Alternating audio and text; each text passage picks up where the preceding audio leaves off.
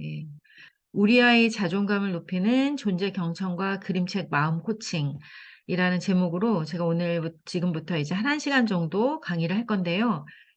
최근에 제가 외부에서 강의가 오면은 대체로 이런 주제로 강의를 많이 하고 있고, 그래서 오늘 이야기 속에는 밖에서 하는 이야기들, 아마 어쩌면 오늘 제 강의를 들었던, 오늘 오전에 제가 도서관에서 강의를 했는데 오늘도 하고 이번 주에 했는데 이번 주에 들은 내용이 또 있을 수도 있어요. 그런데 여러분이 들은 내용을 또 들으면서 또 자기를 돌아보고 또 두 번째 들으면서 또 어떤 생각이 드는지를 알아차린다면 그것이야말로 성장에 도움이 되는 시간이 될 것 같습니다.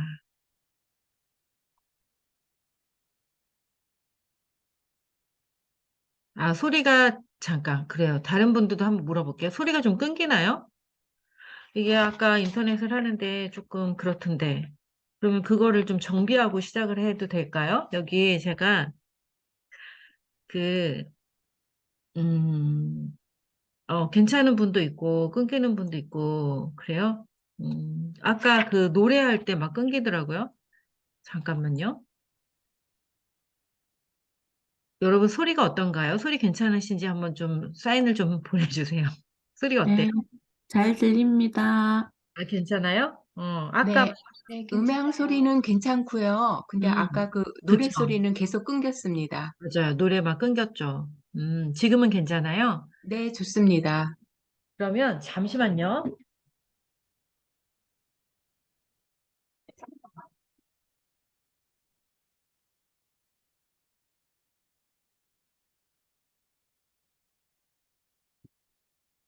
이 인터넷 선을 이럴 때를 대비해서 하나를 만들어 놓긴 했는데, 오늘 한번 사용을 해볼까요?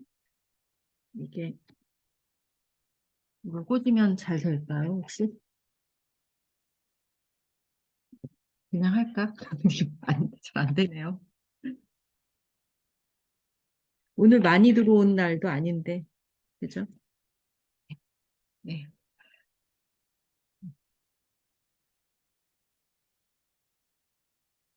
네. 자, 이제 지금부터 시작할게요. 네. 제가 이거 선을 와이파이 아니고, 뭐라 그러죠? 하여튼, 직접 연결하는 걸로 한번 해봤어요, 처음으로. 공유를 하고 시작하겠습니다. 네. 여기 앞에 녹화가 됐군요. 이게 다, 이거 다 잘라내야겠네요. 네, 시작하겠습니다. 자, 우리 아이 자존감을 높이는 존재 경청과 그림책 마음 코칭이라는 제목으로 오늘 11차 여정을 시작하겠습니다. 저는 마음성장학교 대표 김은미고요. 작가이고 심리 코치입니다. 마음과 관련된 일들을 하고 있고 마음을 성장시키고 또 마음 성장을 통해서 세상에 그 선한 영향력을 전하는 존재로 살아가실 분들을 지원하는 일을 하고 있어요.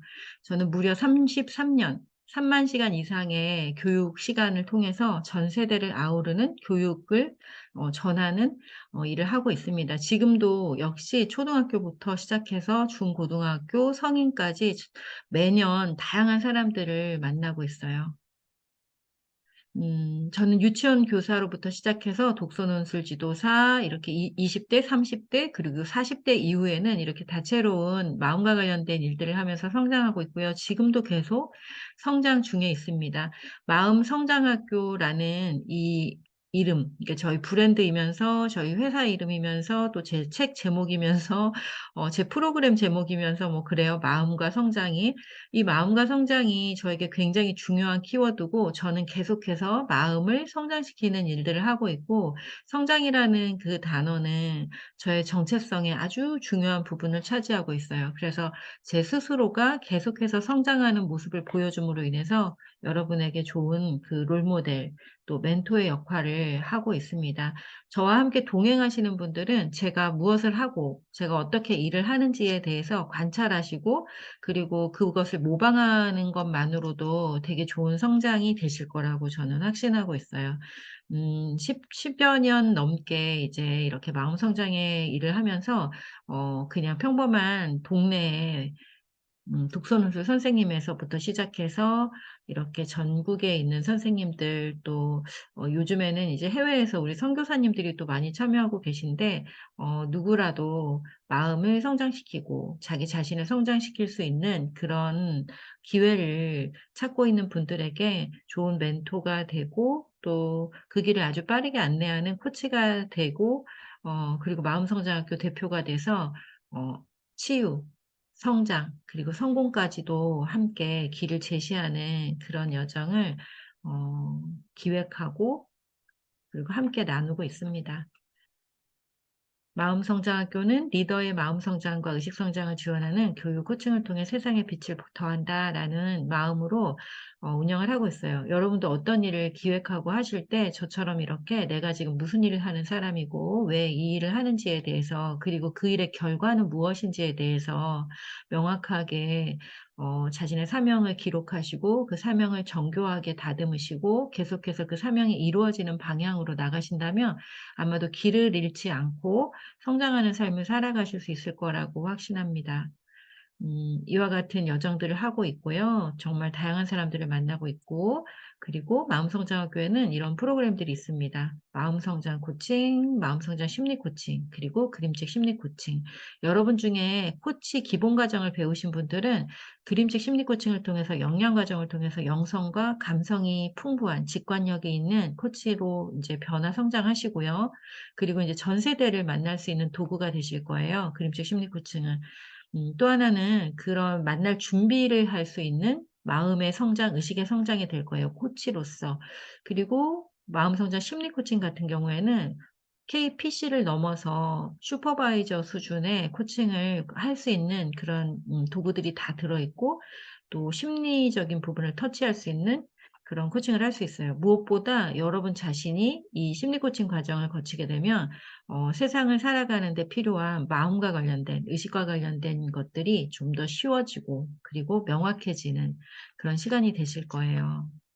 정직하게 참여하시기만 한다면 여러분의 정직성이 이 프로그램의 가치를 더하게 될 것입니다.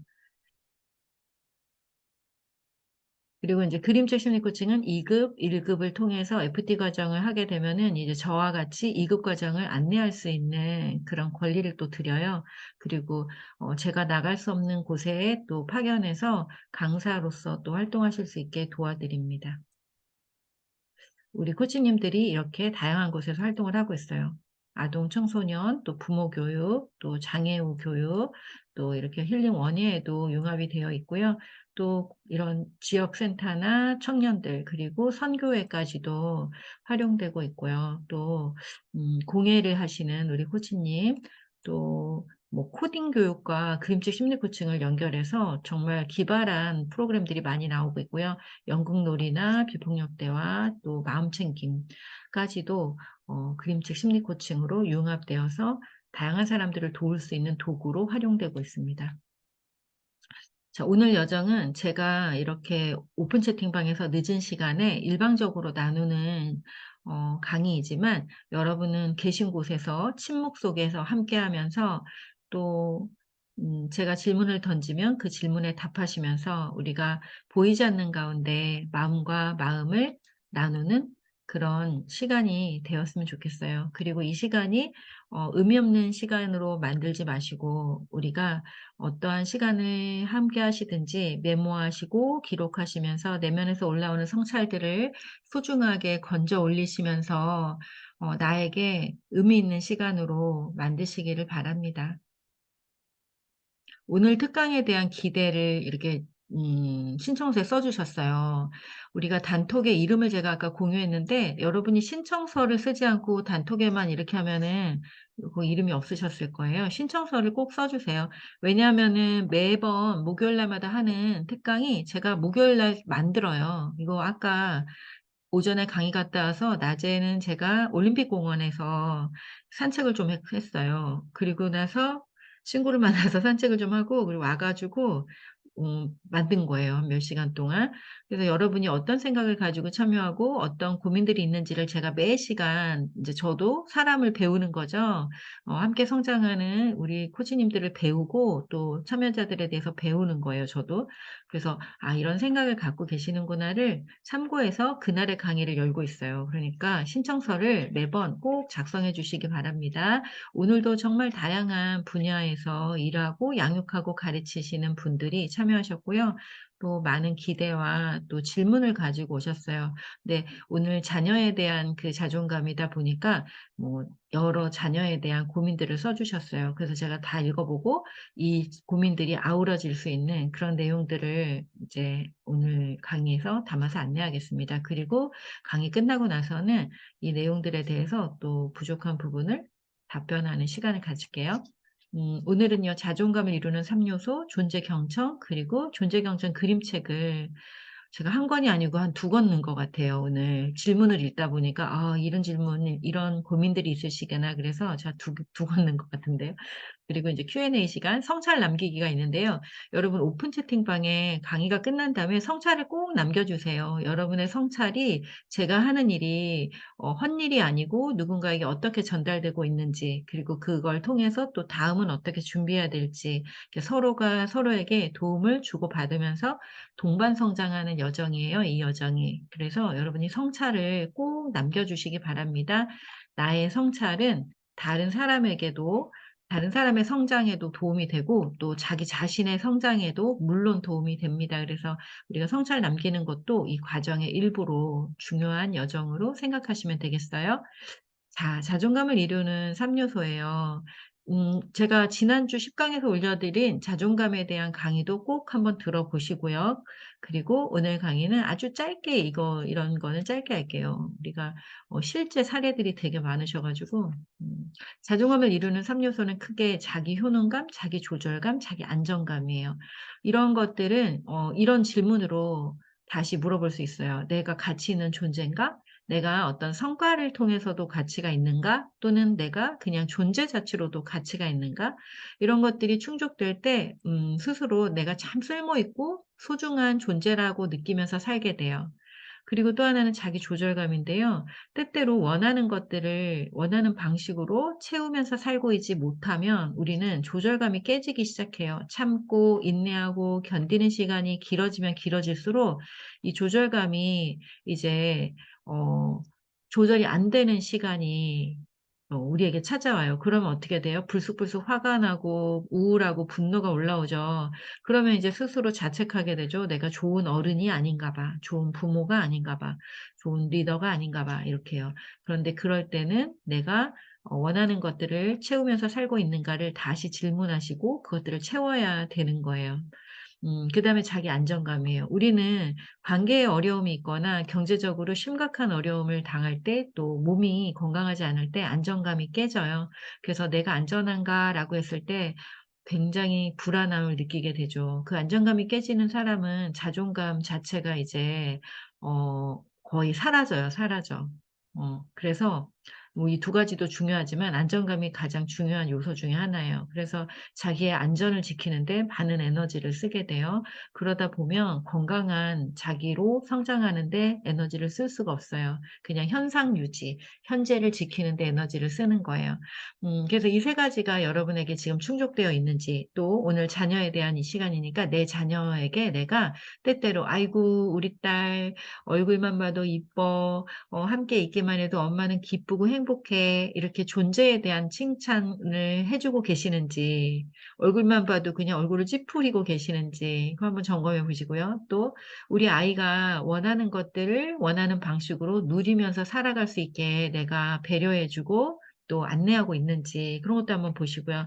그다음에 우리 아이가 안전한지, 스스로 안전하다고 느끼면서 살고 있는지, 우리 가정이 안전한지 이런 걸 체크해 보시면은 우리 아이의 자존감에 어떤 문제가 있는지. 네. 네. 여기 송수진 코치님 맞아요. 오픈 채팅방에 성찰만 남기면 미션 완료예요. 네. 저에게 좋은 선물이 되는 거예요. 그래서 이거는 우리 자녀에게 한번 물어보면 돼요 이제. '우리 자녀가 이런 거 하고 있나? 내가 우리 자녀에게 이런 거를 이렇게 채워 주고 있나?' 이렇게 생각해 보시면 돼요. 뒤에 이야기를 하면서 이 부분이 또 쪼금 보충될 것 같아요. 자, 아기가 울고 있어요. 이 아기는 한 뭐 5, 6살 된 아기 같지만 사실은요, 성인들도 마치 나이를 잃어버린 것처럼 아기처럼 울고 있을 때가 있습니다. 여러분은 가끔 내가 40살 엄마인데, 내가 30살 엄마인데 가끔 이렇게 어린아이처럼 울고 싶을 때가 있지 않았을까요? 또 울고 있는 때도 있지 않았을까요? 그리고 또 우리 자녀들도 마찬가지죠. 중학생인데도 불구하고 중학생답지 못하고 성인인데 불구하고 성인답지 못해서 부모인 내가 저 아이는 지금 성인 자녀인데 왜 자기 나이답게 이렇게 자기 길을 찾아가지 못할까? 왜 그만큼의 책임감이 없을까? 이렇게 좀 의문을 갖고 좀 답답함을 호소할 때가 있죠.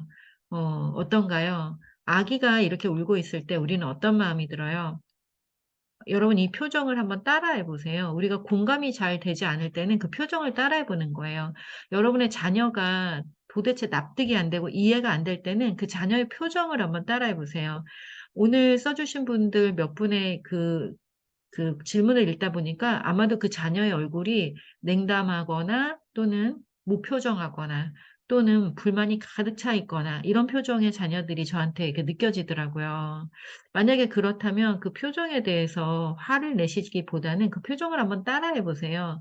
그러면 우리 자녀가 지금 어떤 마음으로 살고 있는지 그 마음이 느껴지실 거예요. 어떤 사람의 표정을 그대로 따라하면 우리는 그 마음을 조금 더 쉽게 느낄 수가 있어요.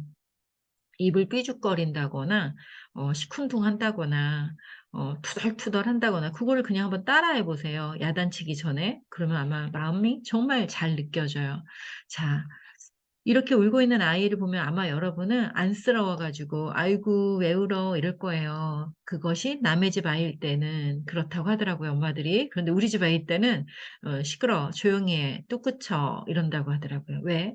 나는 너를 다 알고 있어. 네가 왜 우는지 알아." 이러는 거죠. 그런데 제가 다시 질문할게요. 우리 엄마들은 우리 부모들은 왜 자녀가 이렇게 울고 있거나 나태하다고 생각되는 일을 하고 있거나 부지런히 무언가 하고 있지 않을 때 왜 그들을 안쓰러워하지 못할까요? 왜 "빨리 뚝 그쳐. 그만해."라고 얘기할까요? 음 이것은 제 생각이기도 하고 또 하임 기너트라고 하는 부모와 아이 사이, 부모와 자녀 사이라는 책을 쓰신 분의 의견이기도 한데요. 많은 부모들은 그 무의식 안에 아이가 울거나 아이가 나태하거나 이러면 '저 아이를 내가 언제까지 돌봐야 할 것인가. 저 아이가 저렇게 우니까 내가 정말 힘들고 지친다. 내가 또 뭘 더 해야 될까.' 이렇게 인간적인 어떤 나약함? 인간적인 나약함에서 오는 그 무의식에서의 고통, 힘듦, 어려움 이런 것들을 이제 말로 할 수 없으니까 그냥 어른으로서 야단치는 형식으로 하는 경우가 많다라는 거죠. 그래서 우리의 무의식에 겉으로는 어른의 모습을 하고 있지만 우리의 무의식에 있는 연약한 자아가 "빨리 안 그쳐? 너가 그렇게 울면 내가 얼마나 힘든지 알아?" 뭐 이런 어떤 우리의 무의식이 나와서 지금 위로하고 따뜻하게 그 모습을 봐주고 하지 못한다는 거죠. 우리가 또 하나는 이런 게 있어요. 우리가 이걸 위로하고 또 빨리빨리 뭔가를 해내지 못하고 성취지향적이지 못한 자녀를 볼 때 계속해서 답답해하면서 '내가 언제까지 너를 돌봐야 하느냐.' 막 이런 식의 그 마음을 갖게 되는 데에는 자녀를 믿지 못하는 마음이 있는 거죠. 그리고 또 하나는 내가 그렇게 했을 때 그 아이가 정말 나약해지고 이 우는 아이가 계속 이렇게 찡찡대고 울고 이게 습관화될까 봐 또 걱정하는 면도 없지 않은 거예요. 그런데 인간은 그렇지 않다는 거예요. 인간은 배가 고프면 끊임없이 배고프다고 칭얼대지만 배가 부르면 딱 먹고 싶지가 않거든요. 감정도 그래요. 이 정서적인 위로도 똑같아요. 뭔가 충분히 위로를 받아야 마땅한데 그 마땅한 것을 받지 못할 때 인간은 계속해서 칭얼칭얼대고 계속해서 투덜투덜거려요. 그런데 그것이 정말 충족이 되면 더 이상 칭얼거리기를 멈추고 투덜거리기를 멈추는 거죠. 근데 우리는 마치 내가 계속 이 칭얼대는 아이를 위로하고 또 위로하면은 아이가 계속 그렇게 칭얼대는 아이가 될까 봐 걱정해 가지고 그거를 못 한다는 거예요. 음 걱정과 그 걱정과 두려움, 불안 잘못될 것 같은 일어나지 않는 일에 대한 상상 이런 걸 멈추시고 지금 당장 슬퍼하는 사람과 슬퍼하고 고통스러워하는 아이와 함께 고통을 느끼시면 돼요. 그리고 문제를 해결하는 사람은 내가 아니고 바로 그 아이라는 걸 잊어버리면 안 돼요. 많이 많이 슬퍼. 서러워. 어떻게 하면 좋겠어? 엄마가 어떻게 도와줄까?" 그래서 그 문제를 해결하는 사람은 아이라는 거예요. 예. 우리가 해결자가 아니라는 거죠. 그래서 이 하임 기너트 선생님은 이런 얘기를 했어요. "감정은 수용하고 행동은 수정하라. 수용적이지만 엄격한 부모, 어른이 되라." 이 말을 조금만 더 설명할게요. 어떤 아이가 아까 좀 전에 그 아이가 사실은 베스킨 라빈슨 아이스크림 가게에 갔어요. 베스킨 라빈슨 그 31 가지 아이스크림을 팔죠. 어른도 거기 가면은 아이스크림을 조금 좋아하는 어른도 거기 가면 어때요? 굉장히 고민이 된다고요. '어떤 걸 먹어야 할까? 2개 사면 안 될까? 3개 사면 안 될까?' 그래서 이만한 통에다가 막 10 가지 담아 갖고 오잖아요. 그런데 어린아이가 가서 막 떼를 쓰는 거죠. 막 "10개 먹을 거야." 막 이러는 거죠. "나 10개 살 거야." 막 이래요. 그러면서 막 악을 쓰고 막 이래요. 울어요. 그러면 부모는 10개 먹을 수가 없잖아요. 10개 사줄 수도 없고 그러면 인제 "안 돼." 막 이러죠. "그럼 너 하나도 못 먹어." 막 이렇게 윽박 지르기도 하고 어 협박도 하고 공갈 협박이죠. 사실은 사줄 거면서. 이제 그렇게 하게 돼요. 그런데 그러지 말라는 거예요. "감정은 수용하고."라는 말이 무슨 말이냐면 아이스크림을 10 개나 먹고 싶어." 그렇게 하는 거예요. "아이스크림 10 개나 먹고 싶어? 우리 딸 아이스크림 진짜 좋아하는구나." 이렇게 감정을 수용해 주는 거예요. 그러면 아이는 수용이 되었기 때문에 이렇게 울지 않아요. 나 아이스크림 10개 먹을 거야." 이러죠. "그래. 그런데 엄마는 지금 오늘 아이스크림 2개 살 돈이 있어. 우리 딸 1 개, 엄마 1개 이렇게 2 개. 그래서 우리가 2 가지 맛을 맛볼 수 있어. 오늘 10 개를 살 수는 없지만 앞으로 계속 여기 와서 다음에 또 그다음에 또 이렇게 살 수 있을 것 같아. 네 생각은 어때?" 뭐 이렇게 할 수도 있고요. "오늘 2 개를 살 수 있는데 우리가 여기 있는 31 가지를 다 맛보려면 어떻게 하면 좋을까?" 이렇게 하는 방법도 있고요. 어쨌든 그 방식에 대해서 '불가능하지 않다.'라는 거를 인식하시고 우리가 평생 살면서 31 번은 가겠지요, 아이스크림 가게에. 예, 그렇게 하면서 수정하는 거예요, 행동이. 잘못된 행동이 있을 때. '10 개를 다 살 수 없다.'라는 거를 '안 돼. 10개 못 사.' 이게 아니라 10 개를 사고 싶구나. 그런데 10 개를 다 맛보려면 어떻게 해야 될까? 어떤 방법이 있을까?' 이렇게 해서 아이 자체를 아이의 욕구도 수용하고 아이의 욕구도 인정하고 아이의 존재도 함부로 대하지 않고 어리석고 무지하고 자기 행동 분별을 못하는 존재로 무시하는 게 아니라 어 그 뭐죠? 그 상상력이 풍부하고 또 자기의 욕구에 충실하고 또 자유분방하고 창조적인 아이로 인정하게 되면은 호기심을 갖고 '와, 어떻게 10 개를 먹고 싶은 생각을 했어? 10개 어떤 거 먹고 싶어?' 그래서 10 개를 막 고르고 '오늘은 그중에 2개 고를 수 있는데 어떤 거 고를 수 있어?' 이렇게 하면은 아이는 엄마가 거짓말쟁이가 아니고 자기의 의견을 충분히 들어주고 가능한 방식들을 제시하고 함께 논의하는 그런 어른이라는 걸 알게 돼요. 반복해서 계속 그런 식의 대화가 되면. 그러면 수용적이지만 엄격한 테두리가 있고 그리고 아이에게 잘못된 행동에 대해서는 가르쳐 주는 그런 어른이라고 인식하게 돼요. 그러면 아이들이 되게 안정감을 갖게 되죠.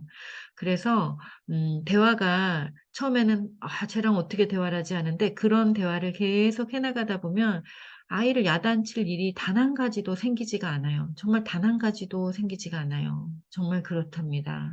아이는 매를 맞을 이유도 없고 엄마의 큰 소리를 들을 이유도 없어요. 그래서 우리가 감정을 수용한다는 게 뭔지 모든 감정을 다 수용하는 거예요, 모든 감정을. 여러분이 "와우." 하면서 수용하시면 돼요. 그리고 잘못된 행동이라고 생각되는 거에 대해서는 엄격하게 수정을 할 수 있게 안내를 해야 되죠, 대화를 통해서. 또 아이가 조금 더 크면 스스로 답을 찾을 수 있게 물어봐야 되는 거고요. 코칭 철학에 이런 게 있어요. "모든 존재는 온전하고 해답을 내부에 가지고 있고 창조적인 존재다." 자, 그러니 어때요? 온전하죠. 아까 그 아이가 막 운단 말이에요, 아이스크림 가게에서. 그런데 온전하지 않다고 느껴지죠, 여러분 생각에는? 온전한 거예요. 그 아이의 세계 안에서, 그 아이의 지식 안에서, 그 아이의 지혜 안에서 아주 온전한 반응을 하고 있어요. 어쩌면 그렇게 울었을 때 뭔가가 이루어졌잖아요. 왜요? 아주 아기 때 계속 울면서 뭐가 이루어졌잖아요.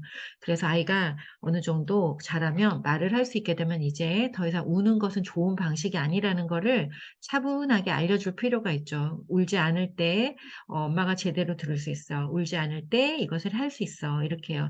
근데 성인이 된 자녀들도 투덜투덜 하는 게 계속 습관이 돼 있고 투덜투덜 할 때마다 엄마가 갑자기 쫄고 어떻게 해 줄까?" 막 이렇게 되는 그 서로 간의 대화의 방식, 커뮤니케이션 방식이 그렇게 형성되어 있을 수 있어요. 자녀가 투덜투덜하거나 뚱하거나 또는 민감하게 반응할 때 부모로서 갑자기 자존감이 확 낮아지고 '내가 쟤한테 잘 못해 주는 게 아닐까.' 이래 갖고 막 해 주는 경우가 있는데요. 그 패턴을 바꾸셔야 돼요. 그래서 감정은 수용하되 할 수 있는 것과 할 수 없는 것에 대해서 단호하게 그 감정을 좀 회수하고 단호하게 안내해 주는 그런 역할을 하셔야죠. 하지만 그 아이가 온전하다라는 마음이 베이스에 깔려 있어야 되고 그리고 질문을 통해서 "너는 어떻게 하고 싶어? 어떤 게 좋은 방법일까?" 하고 물어보셔야 돼요. 그러면 아이들이 창조적인 존재이기 때문에 자기만의 아주 창조적인 방법을 제시할 거예요. 그리고 거기에 뭔가 보완이 필요하거나 또는 부모의 도움이 필요할 때 그걸 또 제시할 수 있죠. 그래서 조율을 해 나갈 수 있죠, 의견을. 이것이 전제가 되어야 우리가 아이를 그렇게 호기심을 갖고 볼 수가 있게 될 겁니다. 뽀르퉁한 스핑키라는 그림책을 통해서 지금 현재 여러분의 자녀가 어린 유아이든지 또는 성인 자녀이든지 청소년이든지 여기에 다 투사를 해서 보실 수가 있을 것 같아요. 제가 오늘 그림책을 읽는 시간은 아니어서 그냥 그림을 조그맣게 담아 왔습니다. 자, 얘는 푸르퉁한 스핑키예요. 스핑키가 엄청 푸르퉁해 있어요. 누나는 빙글빙글 웃고 있지만 스핑키는 화가 났어요. 형아하고 스핑키는 막 싸워요. 그래서 스핑키는 아빠한테 달려갔는데 아빠는 손가락질까지 하면서 뭐라 뭐라 해요. 그래서 스핑키가 아주 서러운 얼굴이 됐어요. '무슨 아빠가 이러지?' 이런 얼굴인 것 같아요. 그래서 주먹을 불끈 쥐고 밖으로 나가요. 그리고 이렇게 결심해요. '우리 식구들은 순 머저리야. 나를 사랑한다고 해 놓고는 순 엉터리야. 거짓말쟁이들.' 이러면서 '나는 이제 집에 안 들어갈 거야.' 이렇게 결심을 한 거예요. 자, 엄마는 걱정을 해요. 엄청 걱정해요. 왜 아니겠어요. 우리 스핑키 너무 예민하고 걱정해요." 이런단 말이에요. 그런데 엄마는 혼자 있을 때 아빠와 같이 있을 때는 걱정하지만 아이 앞에서는 걱정하지 않아요. 엄마는 아주 천사 같은 모습으로 스핑키에게 다가왔어요. 스핑키의 얼굴을 볼까요? 스핑키는 이렇게 화가 잔뜩 나 가지고 무슨 번데기처럼 꼼짝도 안 하게 딱딱하게 누워 있는데 엄마는 그런 스핑키한테 와서 뽀뽀를 해요. 그러면서 이렇게 얘기해요. 엄마는 스핑키에게 몇 번씩 입을 맞추면서 정말로 스핑키를 사랑한다고 말했습니다. 스핑키가 태어나던 순간부터, 아니, 그 이전부터 사랑했노라고 말했습니다. 그리고 나서 엄마는 스핑키에게 담요를 덮어주고 또 한 번 뽀뽀를 했습니다. 스핑키가요, 얼굴 표정은 이러고 있는데 안 거예요, 마음속으로. 그건 가짜 뽀뽀가 아니었습니다. 여러분, 이렇게 돌처럼 뻣뻣하게 누워 있는데 지금 난 화났어. 난 지금부터 우리 가족 전체에게 내가 화났다는 걸 보여줄 거야. 이러면서 자신의 감정의 주인으로 이렇게 딱 존재하고 있어요. 그럴 때 사실 마음속으로 내심 쫄지 않겠어요? 그런데 엄마가 와서 "스핑키야, 엄마는 너를 사랑해. 네가 태어나기 전부터도 너를 사랑했어. 지금도 너를 사랑해. 네가 이렇게 뚱하고 있을 때도 너를 사랑한단다." 이렇게 가면 우리 스핑키 마음속에 어떤 마음이 들겠어요? 천군만마를 얻은 듯 '좋아. 나는 이제 본격적으로 화를 낼 거야.' 이러면서 화를 낼 수 있죠. 여러분, 부모가 안전하게 이렇게 지켜줄 때 아이가 화도 낼 줄 알아요. 아무도 돌봄을 제공하지 않는 그런 상황에 있는 아이들은 화를 내지도 못해요. 제가 보육원 아이들을 오랫동안 이렇게 봉사를 하면서 5년 정도를 이렇게 가서 봉사도 하고 또 상담도 하고 이렇게 했는데 아이들이 화 안 내요. 화 못 내죠. 받아줄 사람이 있어야 화를 내죠. 만약에 여러분의 자녀가 스핑키처럼 이렇다면 여러분은 스핑키 엄마같이 해줄 수 있을까요? 네. 이렇게 해 주셔야 돼요. 이렇게. 네. 스핑키는요, 하룻밤을 자고 이제 여기 바깥에서 하룻밤을 잤어요. 그런데 다음날 아빠가 출근을 해요. 근데 아빠가요, 스핑키를 찾아보지도 않아요. 그러자 스핑키가 이를 막 갈면서 깡통을 뻥 차면서 나타나요. 그러면서 이렇게 얘기해요. "무슨 아빠가 저래!" 이러는 거예요. 예, 이 장면이 너무너무 이해가 됐어요, 저는. 제가 30대 엄마일 때는 '손 못된 아이네. 어우, 이 그림책은 정말 나쁜 그림책인가 봐. 이 그림책이 왜 좋은 그림책인지 이해할 수가 없어.' 이랬어요, 제가 30대 엄마일 때. 근데 마흔이 되어서 제가 제 마음을 돌아보니까 한 번도 내가 화가 나는 상황에 화를 못 내고 살았더라고요. 근데 이 스핑키의 이 화는, 이 분노는 너무 맥락에 맞아요. 이 상황과 맥락에 너무 맞잖아요, 지금. 충분히 스핑키는 이렇게 이를 갈면서 주먹을 불끈 쥐고 깡통을 뻥 차면서 "눈 좀 봐요." 이렇게 화를 낼 자격이 있어요. 왜? 아빠가 돼 가지고 아들이 집에도 안 들어오고 밖에서 화가 나 갖고 잠을 잤는데 "우리 아들 어딨지?" 찾아보지도 않고 가니까 얼마나 섭섭해요. 그래서 이렇게 하는 거예요. 그래서 스팽키는요, 점점 더 이렇게 식구들이 아무리 친절하게 따라다니고 막 이렇게 해도 어 꿈쩍도 하지 않아요. 서커스 다녀와도 꿈쩍도 안 하고 이렇게 절친들이 와 가지고 장난을 쳐도 꿈쩍도 안 해요. 왜? "난 이제 살아있는 모든 것하고 친하지 않기로 했어. 난 이제 내가 존중받지 못한다면 난 이제 이러고 있을 거야." 그래서 인제 형아가 너무너무 이렇게 해도 안 되니까 무릎까지 꿇었어요. 여기 뭐라고 써 있냐면 이렇게 써 있어요. 딱 한 번 히치 형이 그 잘난 무릎을 꿇고 자기 때문에 화난 일이 있으면 "제발 용서해 달라고 빌었다." 예, 너무 웃기죠, 표현들이. 하지만 스핑키는 그 모든 게 역겨울 뿐이었습니다. 이 책은 너무너무 놀라운 책이에요. 우리의 감정 중에 우리가 부정적이라고 생각하는, 좋지 않다고 생각해서 다 이렇게 밀어내고 눌러 놓고 하는 감정들을 이 스핑키라는 아이를 통해서 아주 가감없이 드러내고 있어요. 그런데 그 감정의 표현이 너무 그 맥락에 맞아요. 그래서 여러분도 여러분이 마땅히 화를 내야 되는데 화를 못 내고 있거나, 마땅히 아이에게도 적절한 정도의 분노를 표현하거나 안 된다고 단호하게 말해야 되는 상황에도 착한 엄마가 돼야 돼서 '이렇게 해도 되나?'라는 두려움 때문에 못하고 있다면, 이 스핑키를 보고 상황과 맥락에 맞는 감정을 표현할 수 있는 그런 연습들을 한번 시작해 보시기 바라요.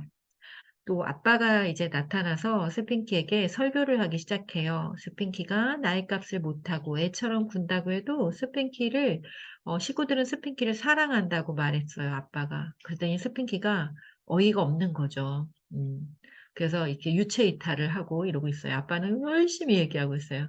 자, 둘 사이에 이렇게 어 사진을 뚝 잘라서 보면 아빠는 아주 인자한 아빠처럼 보여요.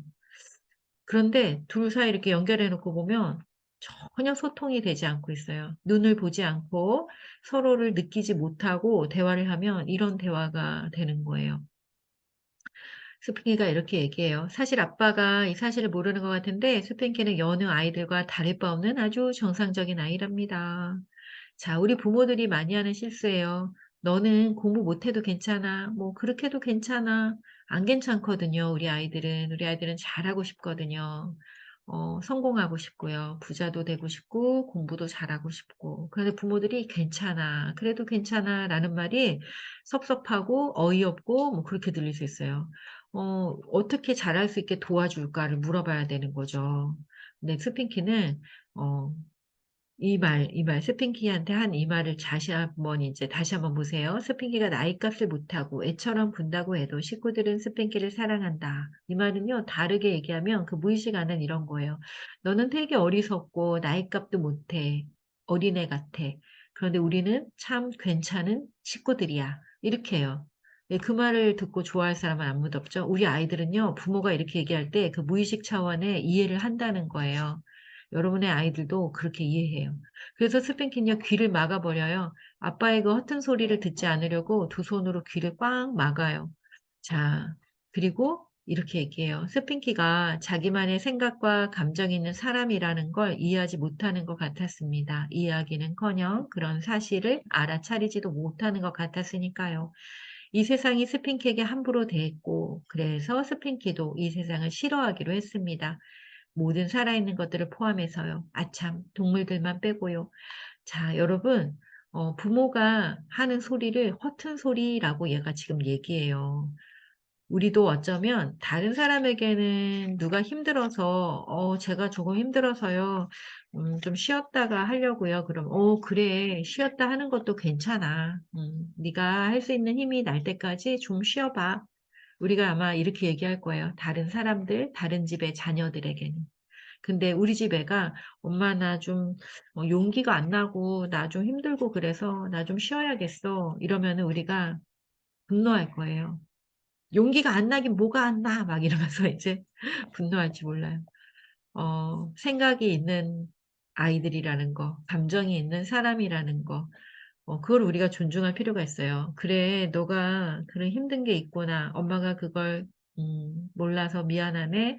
어떻게 하면 그 힘든 걸 도와줄 수 있을까 고민해 보고 또 함께 방법을 찾아보자.' 이렇게 해줄 수 있을까요 우리가? 그래야 된다고 생각해요. 스핑키 가족이 참 좋은 가족이에요. 스핑키가 혼자 저렇게 힘들어하고 괴로워하는 걸 볼 수가 없어서 가족 회의를 열고 다른 사람들의 도움을 받기 시작해요. 할머니, 삐에로. 그리고 스핑키는 삐에로한테 낚였어요. 할머니까지는 참을 수 있었어요. "할머니를 내가 좋아하지만 참을 거야." 이렇게 참았어요. 그런데 삐에로한테는 낚였어요. 웃었어요. 그런데 저기 보니까 아빠가 비슬비슬 웃고 있어요. 가족들이 모두 다. 그래서 스핑기가 그렇다면 웃을 수 없지." 그리고 안 웃어요. 그리고 이런 사태가 벌어져요. 스핑키는요 밤에 혼자 아무도 없는 곳에서 비가 내리는 곳에서 이렇게 혼자 생각해요. 인간은 누구나 혼자 생각을 깊이 할 수 있는 이런 상황들이 놓여지면 아주 깊은 곳에서부터 올라오는 깨달음을 느끼는 것 같아요, 모든 인간이 나이와 상관없이. 그래서 스핑키도 역지사지가 되는 거예요 이때. '어쩌면 식구들이 몰라서 그랬는지도 모르지.' 이러면서. 이전까지는 역지사지가 안 됐어요. 그리고 저 사람들의 마음을 도대체 이 정성스러움을 받을 수가 없었어요. 그런데 인제 그 정성스러움도 다 받게 되고 이해가 되고 '지금 잘하려고 하고 있네. 노력하고 있잖아. 그래 그렇다면 용서해 주지.' 뭐 이렇게. 그런데 우스운 꼴이 되고 싶지 않아서 밤새 생각하다가 이렇게 멋진 화해의 방법을 선택해요. 자, 어때요? '모든 존재는 온전하고 해답을 내부에 가지고 있는 창조적인 존재다.'라는 게 우리 스핑키를 통해서도 나오죠. 혼자 문제 상황에 빠졌어요. 가족들이 나한테 함부로 하는 것 같아. 형하고 누나는 맨날 나를 놀리고 아빠는 내 마음도 모르고 난 인제 살아있는 것들과 친하지 않을 거야. 자, 충분히 자기만의 시간을 갖고 그걸 배려해 준 부모님들이 있었고요. 그리고 스핑키는 그 가운데 자기만의 방법을 통해서 이렇게 성장하게 돼요. 그리고 가족의 배려와 따뜻함 그리고 자기가 존중받고 사랑받는 아이라는 거를 충분히 알게 된 스핑키는 얼굴이 이렇게 바뀌어요. 엄청 차분하죠? 동자승 같죠? 이를 막 갈고 주먹을 불끈 쥐던 뿌르퉁한 스핑키는 온데간데 없이 사라졌어요. 인간은요, 사랑한다, 사랑한다, 사랑한다라는 존재의 언어를 계속 듣고 자라면, 어, 그런 사랑스러운 존재로 자라게 돼요. 사랑한다. 누군가를 조정하기 위해서, 일 부려먹기 위해서, 착한 아이로 만들기 위해서 하는 사랑한다 말고요. 빈둥빈둥 뒹굴뒹굴 놀고 있는 아들의 엉덩이를 뚝뚝 두드리면서 "엄마가 너 얼마나 사랑하는지 알아?" 이렇게 한번 해 보세요. 함께 밥을 먹는 저녁 식사 자리에서 눈을 맞추면서 "아 우리 식구 같이 밥 먹으니까 참 행복하고 좋다." 이렇게 한번 해 보시고요. 그냥 있는 그대로 우리가 뭔가 성취하고 또 사회에서 요구하는 어떤 일을 해내고 있을 때만 "잘한다. 멋지다." 하지 마시고 그냥 숨 쉬고 있을 때 그냥 밥 먹고 똥 싸고 세수하고 잠자고 놀고 있을 때 그럴 때 '사랑한다. 멋지다. 예쁘다.' 그렇게 해 보세요. 우리가 왜 공부하고 왜 일하나요? 그렇게 하려고 하는 거 아니에요? 숨 쉬고 잠자고 놀고 먹고 예 뒹굴뒹굴하고 싶어서. 그런데 우리가 때때로 그거 할 수 있잖아요. 뒹굴뒹굴 할 수 있고 때때로 맛있는 거 먹으면서 놀 수 있고 그러면 그 순간순간을 기뻐하시면서 '와 오늘 우리 뒹굴뒹굴하고 우리 식구들 놀고 있으니까 너무 행복하고 좋네.' 왜 "야 니네 언제까지 뒹굴뒹굴할 거야?" 왜 "우리 뒹굴뒹굴하려고 열심히 하는 거예요. 근데 지금 뒹굴뒹굴 하는 찰나가 딱 목격됐으면 기뻐하세요. '와 우리가 뒹굴뒹굴할 시간이 있구나.' 이러면서요. 일하는 것만 기쁜 게 아니고 일하는 게 뭐 기쁜가요 여러분? 네. 일할 때도 열심히 해야겠지만 뒹굴뒹굴하는 순간을 뒹굴뒹굴한다고 막 싫어하지 마시고 '뒹굴뒹굴하는 시간이 우리한테 있구나.'를 기뻐하시고 그 순간에 이 존재의 언어들, 존재의 사랑을 전하시길 바라요. 그리고 자녀가 이렇게 뿌르퉁하게 있다면 같이 똑같은 얼굴하고 뿌르퉁하지 마시고 얘는 뿌르퉁하지만 속으로 뭐라고 생각해요? 엄마 뽀뽀는 진짜 뽀뽀네." 이런단 말이에요. 예. 근데 우리 엄마들이 아이가 화를 내면 '얘가 나한테 불만이 있어서 화내나?' 이러는데 아니요. 아이들은요. 부모들은 아이를 버릴 수 있어요. 많은 부모가 아이를 버리기도 하고. 그런데 아이들은 부모를 못 버려요. 부모를 버리면 자기가 죽거든요. 그리고 부모에게 버림받은 아이들도 부모를 찾아오잖아요. 해외에 입양된 아이들도 부모를 찾아오잖아요. 아이들은 부모를 못 버려요. 자식은 부모를 못 버려요. 부모가 어렸을 때 사랑 주지 않아서 내면 아이가 있고 막 자기가 뭐 상처받았다 이런 분들이 많은데 그런 분들을 계속 지금 뭐 하고 있는 거예요? 부모를 못 버려서 그러고 있는 거예요.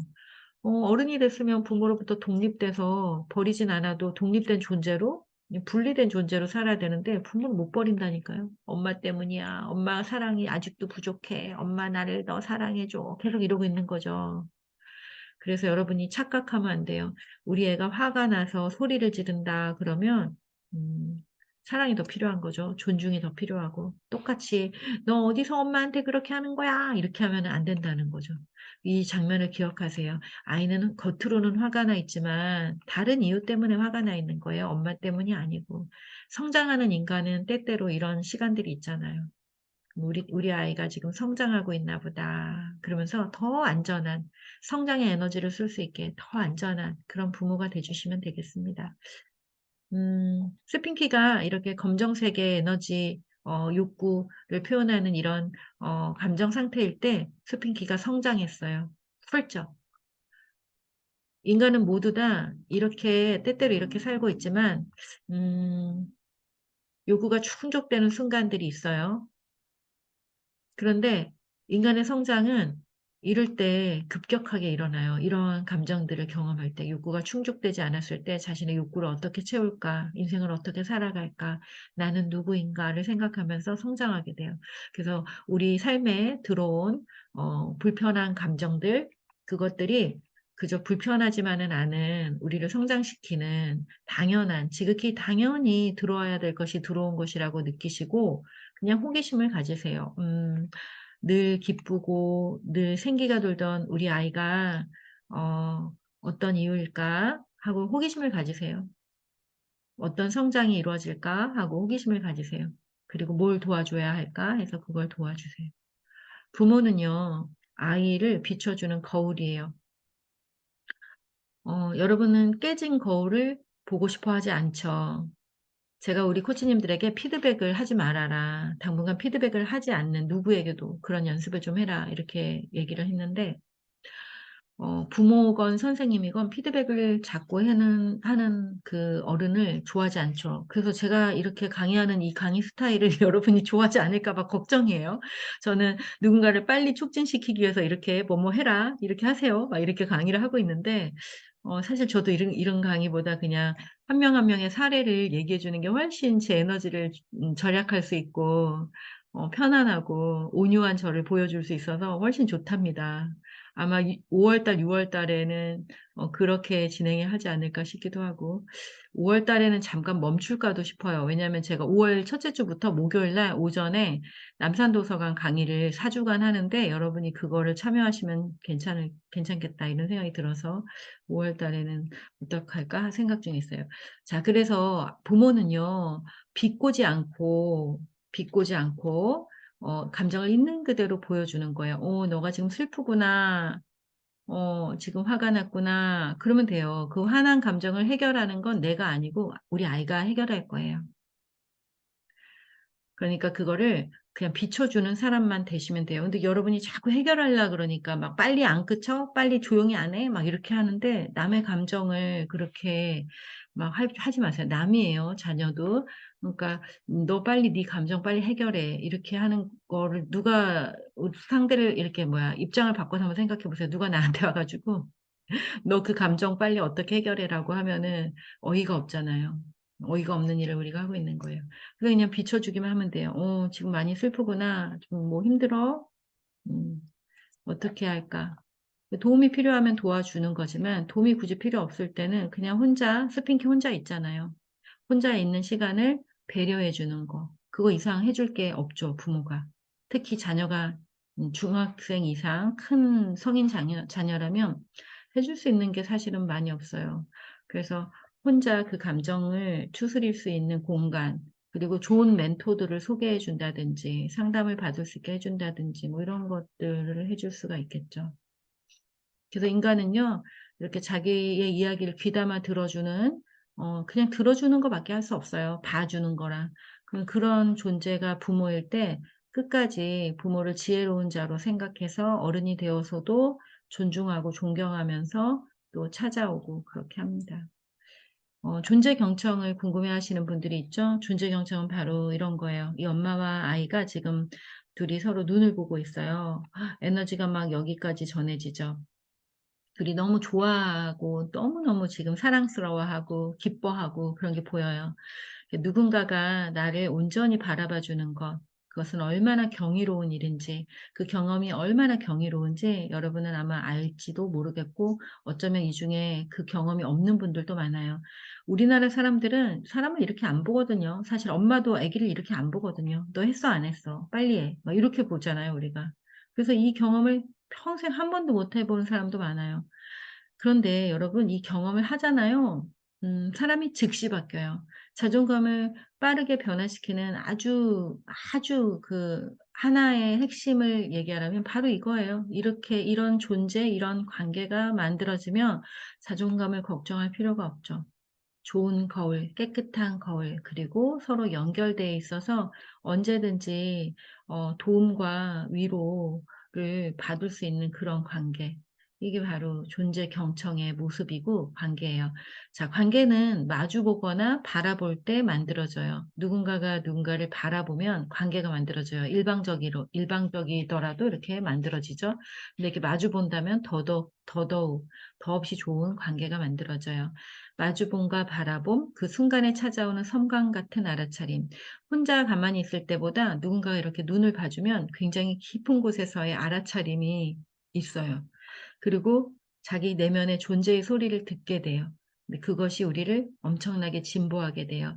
좋은 사람으로, 깨끗한 의식으로 살아가는 것이 바로 의식의 진보예요. 그래서 눈을 보고 이야기하다 보면 우리가 말과 행동에 반응하지 않고 더 깊은 곳에 있는 바로 자기 자신의 존재를 만날 수 있게 돼요. 실수하고 실패하는 사람들, 자녀들을 그 행동과 말을 보는 것이 아니라 그 아이의 감정, 그 아이의 기대, 그리고 그들의 소망과 열망, 어떤 목적과 의미를 갖고 그렇게 말하고 행동하는지를 알게 되면 그가 어떤 존재인지도 우리는 알게 된답니다. 그래서 우리는 자신의 의식을 높은 의식으로 관리하고 때때로 깨닫고 알아차리면서 내가 지금 어떤 단계에 있는지 어떤 수준의 의식을 갖고 있는지를 알아차리면서 자녀와 함께하기를 할 수 있어요. 우리 의식이 많이 떨어져서 내가 우울증이 깊고 내가 자존감이 낮은 부모다라고 했을 때는 여러분의 의식이 지금 이 아래에 있다고 보시면 돼요. 그런데 이 아래에 있는 의식은 다른 사람을 도울 수 없는 의식이에요. 다른 사람이 도와달라고 하면은 되게 괴롭고 힘든 의식이에요. 그래서 자녀조차도 내가 도와야 될 대상으로 보이지 않아요. 왜요? 내가 힘드니까. 내 의식이 낮아져 있어서 세상의 모든 것들이 다 공격의 대상으로 보이고 나를 파괴하고 나를 공격하는 사람들로 보여요. 그래서 많은 부모들이 자녀를 학대하고 자녀를 어 버리기도 하고 자녀를 무시하고 그다음에 비아냥거리고 이런 것들이 왜 그래요? 의식이 낮아지면 그렇게 돼요. 그래서 그럴 때는 "그게 자녀에게 어떤 연결이 되나요?" 이런 질문들을 많이 하셨는데 당연히 연결이 되죠. 누군가 계속 분노하는 사람들과 함께하고 있다고 생각해 보세요. 누군가 계속 슬픔과 괴로움 속에 빠져 있는 사람과 함께 산다고 생각해 보세요. 자, 여기에는 에너지가 어떤 에너지가 있냐면요. 폴스 에너지가 있어요. 이런 누르고 함께 사는 존재들이 그냥 이 꽃이 피어나지 못해요. 봉우리가 피어나지 못해요. 아이들이 자라지 못해요. 그래서 여러분이 아이를 양육하는데 '우리 애가 저래서 어떡하나.'를 신경을 아예 끊고 자기를 돌보기를 정말 철저하게 적극적으로 하셔야 돼요. 제가 지난주에 공유한 영상이 있어요. 오늘 카톡방에도 공유를 했는데 그거를 믿을 수 없다라고 생각될지라도 믿을 수 있게 될 때까지 반복해서 듣고 그렇게 하세요. 여러분이 자기를 사랑하고 자녀를 사랑한다면 지난 시간에 얘기했잖아요. 손바닥을 한번 뒤집어 보세요. 이렇게 뒤집어 보세요. 뒤집을 수 있으세요? 위를 보게 했다가 그다음 다시 손바닥이 아래 보게 한번 해 보세요. 여기 있는 분들 중에 그게 어려운 분도 있을 거예요. 어떤 분이 어렵냐면요. '내가 왜 네 말을 들어? 내 손바닥을 내가 왜 뒤집어야 돼?' 이런 생각을 만약에 갖고 있다면 어렵겠죠. 음. 제가 "이렇게 한번 해 보세요." 그러는데 그 말 듣기도 힘든 분이 있단 말이에요. '내가 왜 네 말대로 해야 돼?' 그러면 제가 강의를 통해서 정말 쉬운 방법을 알려드렸어요. 여러분의 감정을 선택할 수 있고 삶을 어떻게 살아가겠다 선택할 수 있고 그것을 오늘 하루 한번 살아봐라. 그리고 내일도 그렇게 한번 바꿔서 살아봐라. 그걸 며칠 동안 살아보면 어느 순간 삶이 바뀌어져 있어요. 여러분 산책을 갈 때 공원을 갈 때 내가 이 공원을 여기서 여기까지 100 보를 걸을 거야. 1 킬로를 걸을 거야. 2 킬로 걸을 거야. 정하잖아요. 그럼 정하면 거기까지 가잖아요. 가죠. 내일은 저기서 여기까지 갈 거야. 가잖아요. 그래서 공원 한 바퀴를 돌잖아요. 성공하잖아요. 예. 그런 식의 자기 신뢰를 계속 쌓아가는 거예요.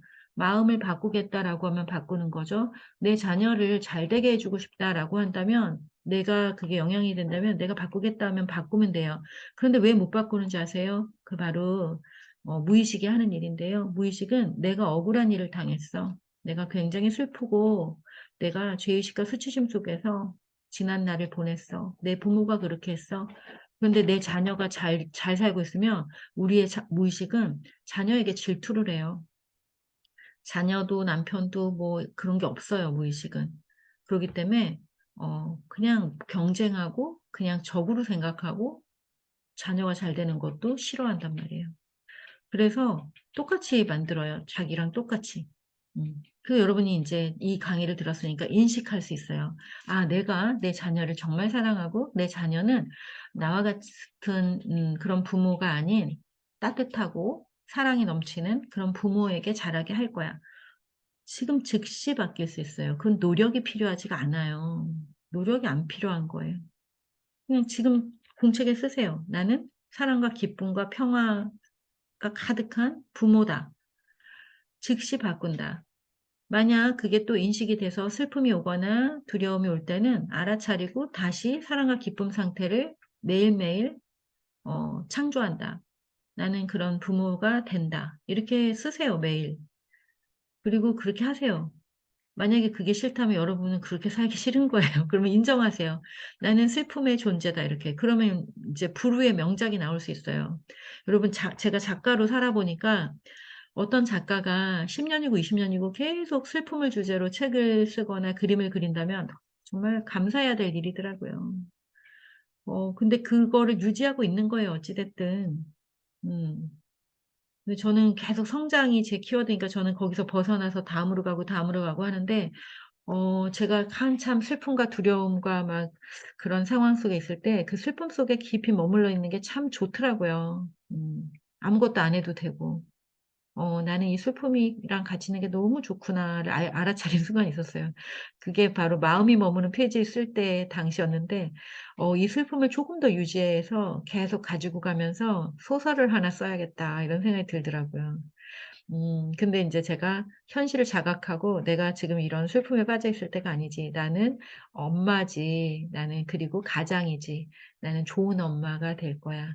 나는 아들에게 안정감을 주는 엄마가 될 거야.' 그래서 제가 '나는 작가이기보다는 마음성장학교 대표로 계속 성장하는 사람으로 나와 같은 상황 속에 있는 사람들을 지원해서 그들도 평화롭도록 돕는 일을 하는 코치이자 마음성장학교 대표의 삶을 선택한다 하고 제가 작가로 살고 싶지만 그걸 포기했어요. 그리고 작가는 아무 때나 할 수 있어요. 계속 책 그냥 쓰면 돼요. 그래서 저한테 없는 지금 이제 노력하고 개발해서 또 더 큰 영향력을 발휘할 수 있는 마음성장학교 대표가 되기로 예 선택하고 그렇게 하는 거예요. 자, 여러분이 이런 감정을 싫어할 것 같죠? 이거 되게 좋은 감정들이에요. 밑에 이거 되게 편하거든요. 여기 있으면 되게 편해요. 남들이 뭐라고 안 해요. 남들이 다 도망가죠. 배려해 주고 막. 어. 그래서 우리가 이거 버리기가 어려워요, 이거. 이 아랫게 버리기가 어렵다고요. 근데 여러분 버리세요. 그리고 때때로 알아차리면 '아 내가 지금 좀 슬프네.' 그러면 잠깐 슬픔 속에 있고 또 나를 위로하고 '그래 너 슬플 자격이 있다.' 음 위로하고 그지만 나는 슬픔보다 사랑을 선택할 거야. 이렇게. 그렇게 해서 다시 올라오세요. 이걸 안 느낀다고 좋은 사람이 아니에요. 이거 다 느껴야죠. 이거 다 인간의 감정이니까. 하지만 너무 오래 거기에 머물러서 그것을 이용하지 말라는 거예요. 이용하지 마세요, 좋지 않은 것들을. 그래서 정말 원하는 대로 의식을 성장시켜서 그렇게 살아가시면 돼요. 우리가 다른 사람을 존재 경청하기 위해서는 먼저 내가 이런 것들을 다 여기 있는 감정들을 다 경험하시고 다 알아차리시고 그리고 낮은 의식으로 내려갔을 때는 즉시 알아차려서 다시 내가 있고 싶은 어떤 상태를 유지할 수 있는 그런 연습들을 계속하시면 불가능하지 않습니다. 가능합니다. 시간은 사람마다 다르게 걸릴지언정 여러분은 깨닫고 알아차리면서 그 진폭이 처음엔 여기서 여기까지 왔다 갔다 해서 정신이 하나도 없겠지만 어느 순간 잔잔하게 어느 수준을 유지할 수 있게 될 거예요. 그리고 가끔씩 아래로 뚝 떨어진 날도 잠시 후에 다시 내가 원하는 상태로 올릴 수 있는 그런 마음의 상태가 되실 겁니다. 예, 그거는 확실합니다. 자, 존재 경청을 다시 한번 볼게요. 하임 기너트 선생님이 아이를 보는 모습이에요. 이 아이를 한번 보세요. 아이가 막 너무 신이 나 가지고 얘기하고 있죠.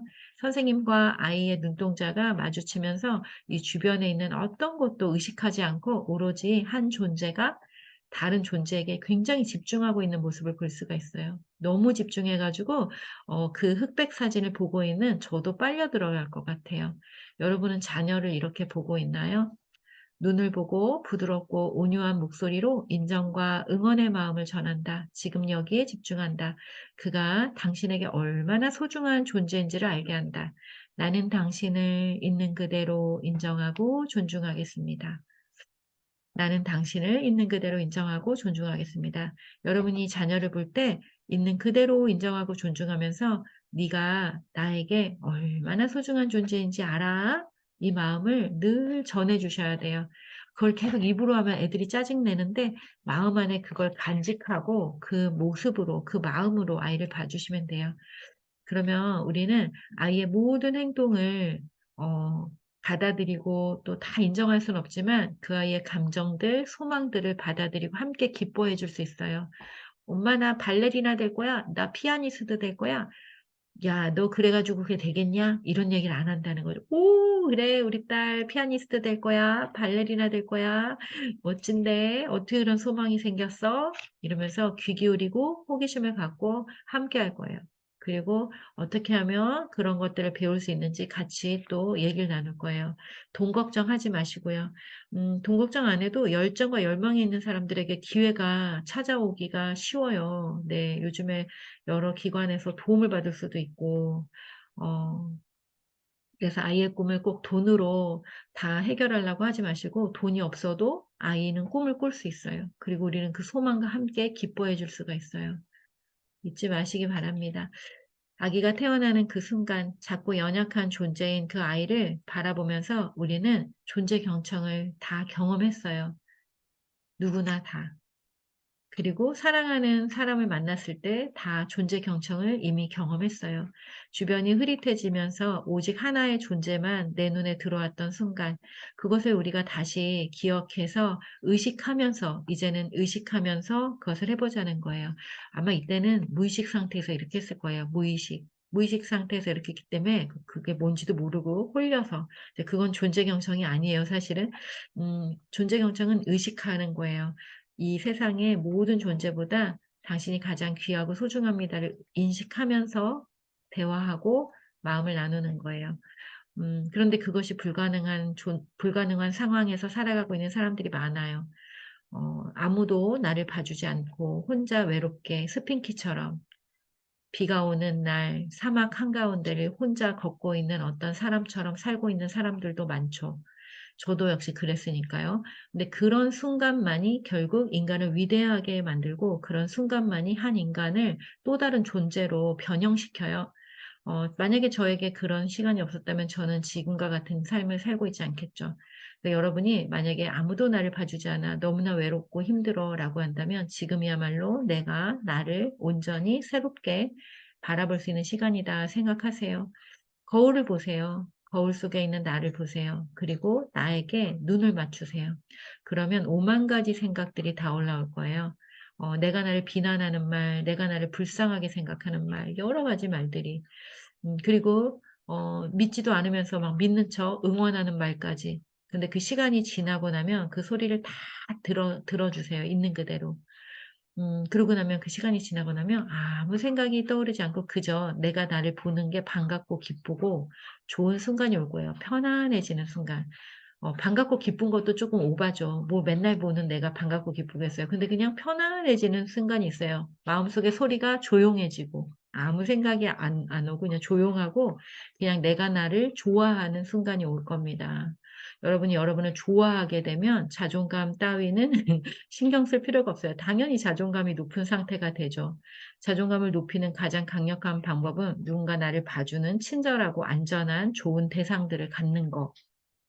그리고 내가 나를 이렇게 보고 편안한 상태가 되도록 끊임없이 나를 봐주고 나를 돌보고 그리고 나와 대화 나누면서 나에게 인정과 칭찬, 존중의 말들을 하는 거예요.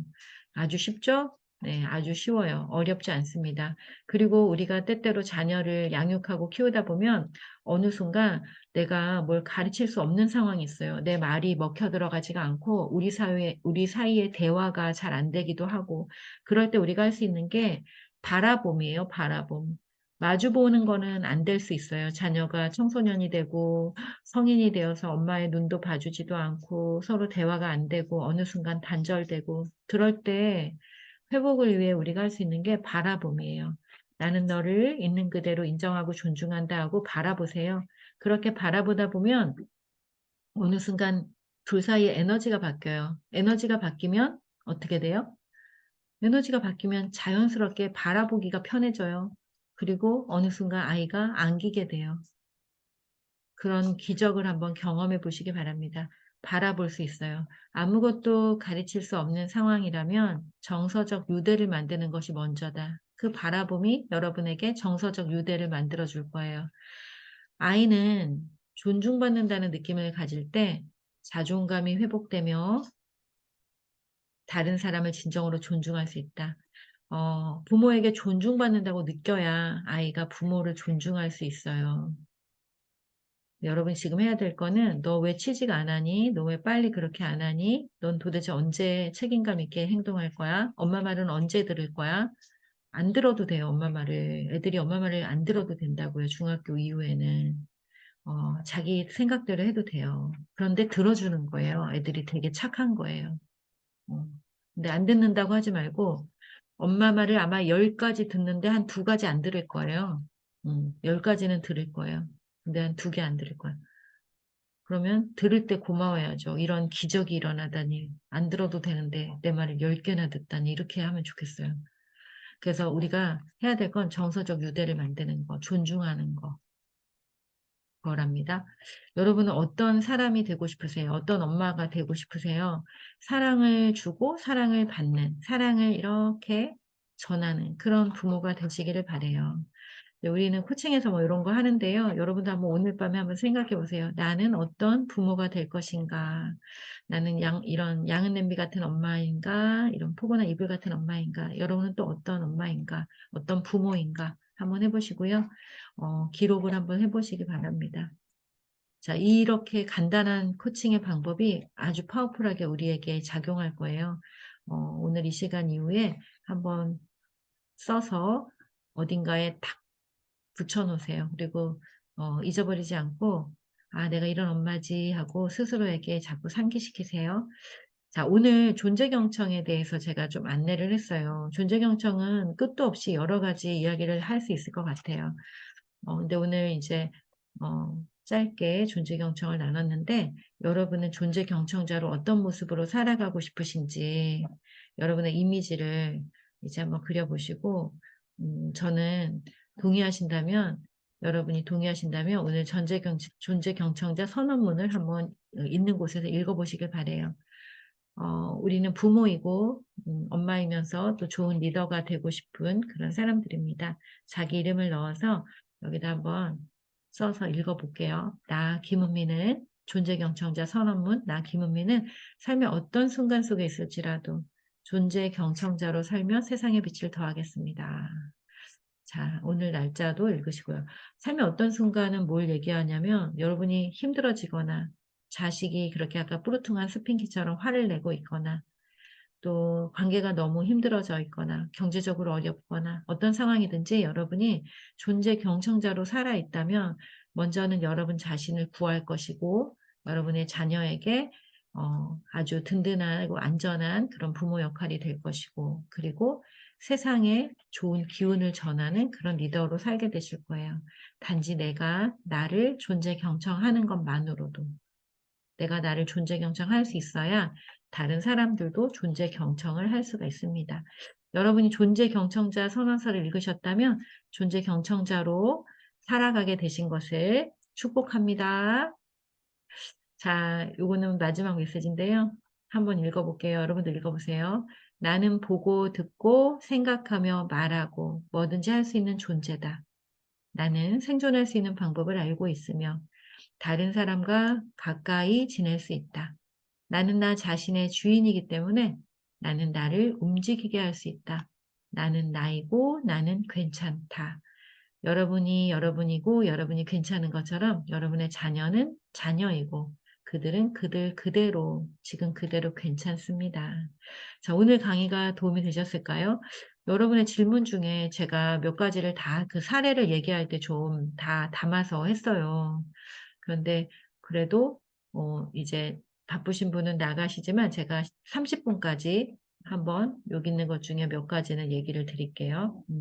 이거 아까 얘기했죠? 사춘기 엄마의 불안이 너무 커서 아이에게 그 불안이 전이 되는 것 같습니다. 네, 맞아요. 당연합니다. 불안은 굉장히 쉽게 전이가 돼요.